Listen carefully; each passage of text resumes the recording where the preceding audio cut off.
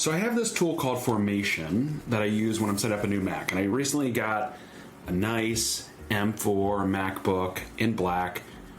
For some reason the cord is black, the computer's black, but the power brick is still white, but that's a different problem.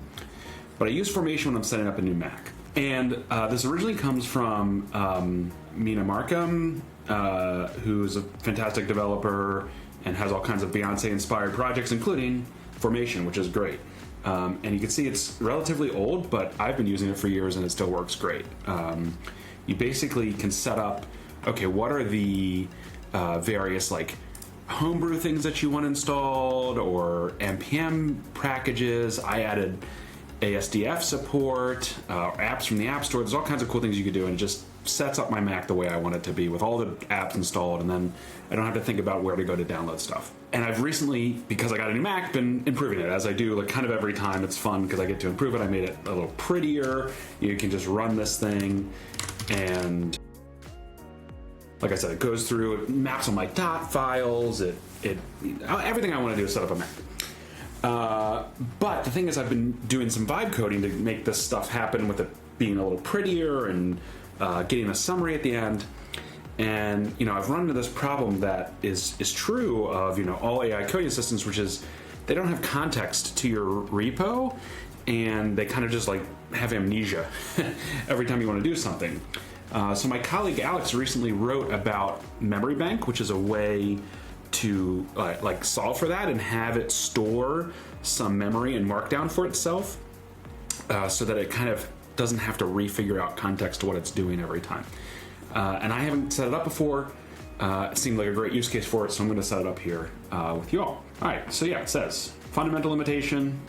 It resets completely between sessions, right? We can see the thing I just vibe coded most recently was, I was getting this Formation failed on Google Chrome because I didn't install Formation at first on this computer. I actually installed Chrome myself, and then that was causing an issue because it wasn't installed by Brew. But you can see at the top, it's like, it has to figure out. It says Formation failed. What? Oh, this project's named Formation. Some sort of system configuration tool. Oh, let me look at the structure. Like every time I'm issuing something, it has to figure out again, like, what is this project? What does he mean by Formation? I spent 30 cents on this for Claude 4 Sonnet, right? It's like, can I save a little money next time by having it remember some of this? Okay, so how this works is stored in custom rules, kilocode, the folder is kilocode, okay. And then there's a brief. Oh, created and maintained manually by me. Okay, and then product, why it exists, context. Okay, so getting started with Memory Bank. I'm going to skip over all that, because why would I read all the documentation, right? Could come to regret that. Okay, so first is to make a directory, kilocode, rules, memory bank. Right, okay, great. Write a basic project brief. In the brief, okay, so I'm just gonna record this with, I'm just gonna kind of dictate this with Super Whisper real quick.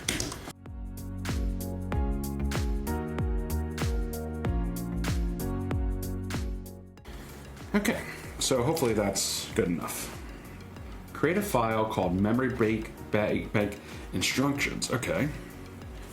Memory bank instructions.md. Cool, and then paste this document. Awesome.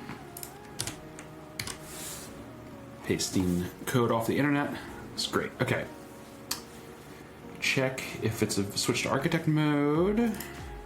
Check if the best AI model selected. Don't use lightweight models.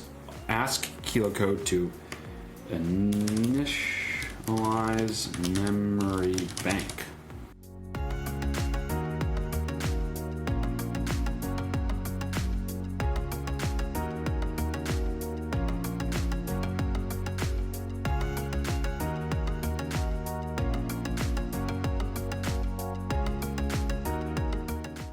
Okay, nice. It looks like it did all the memory bank creation that it needed to do, and I was reading here. I think the most important thing here is that you have to take your time and carefully review the generated files after initialization. And I actually want to call this out more.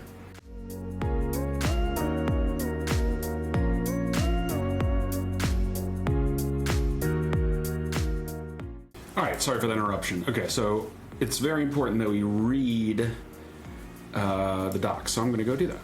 And so these are the docs I've made. I have the brief is what I made. Then context is like currently what you're working on, so we can see we're working on memory bank initialization and understanding.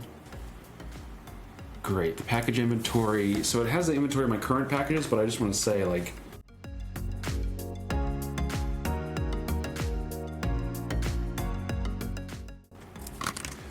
All right, that's the brief. Okay, so then the tech is what it's using, bash, shell scripts. Yep.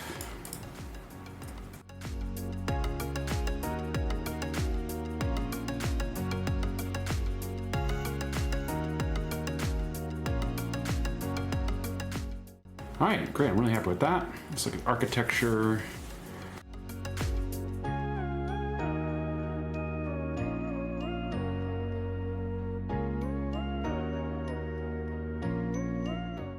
So now what do I want to do with next? Oh, now I know what I wanted to do. All right, so we can see I'm getting this error. It's something with the Safari defaults that it's setting. I'm not that worried about it. Maybe it's wrong, maybe it's not. But one way or another, I don't care about it anymore. So let's see how it works with the memory bank.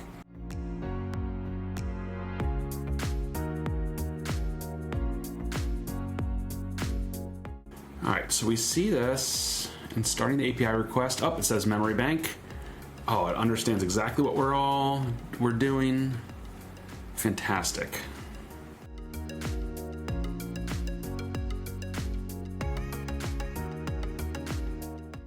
So that's really interesting. It even realized that, oh, this is that file that's outside of the database. And yeah, we saved like 15 cents over that other one, or about, right? Like how much was this one?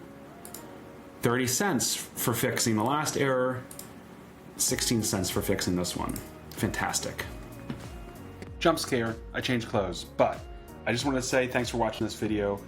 Make sure to like and subscribe, and give KiloCode a try at kilocode.ai. Happy coding.